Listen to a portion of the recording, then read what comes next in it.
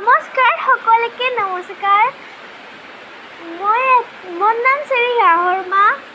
মই এটা সৰু মিনি ব্লগলৈ স্বাগতম জনাইছোঁ। নতুন ইউটিউব চেনেল মোৰ এইটো।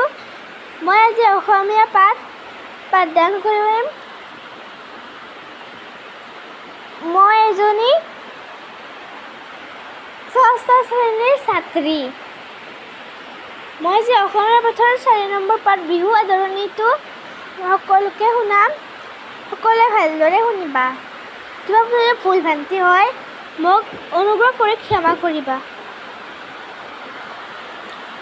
আহা আমি এতিয়া মাতো 4 নম্বৰ পাঠ বিহু আদৰণি। শুনা ঐ ছটাই পেঁপাতি বজাই, ৰঙালীক অহালৈ পদূলিৰ মুখত বাট চাই থাকিম কিমান ৰৈ। আনিলোঁ জেতুকা আনিলোঁ থেৰেজু, আনিলোঁ বৰমুঠুৰি, মাখিয়তী পাতে তৰাৰ পঘাৰে আৱলাই পেলালোঁ জুৰি।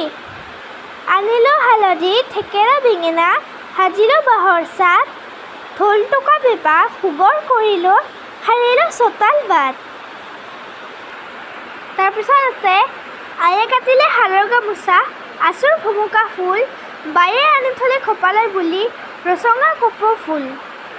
বহল পাতেৰে নাহৰৰ ডালি, পিতাই আনিলে গৈ, খুৰীয়ে পাতিলে মজিয়াত খোলা তিল গুৰ দিহা কৈ। আইতাই মুচি থাপনাৰ আগ থৈছে সুন্দৰীকৈ, নৰবা ছটাই কাম কৰিছোঁ অহা ৰঙালীক লৈ। কবিৰ নাম মিত্ৰদেৱ মহন্ত। ধন্যবাদ। আৰু এনেকুৱা কিছুমান মিনি ব্লগলৈ আপোনালোকক দেখুৱাব চেষ্টা কৰিম। ধন্যবাদ। কিবা যদি ভুল ভ্ৰান্তি হৈছে প্লিজ অনুগ্ৰহ কৰি মোক শুধৰণি কৰি দিব। ধন্যবাদ।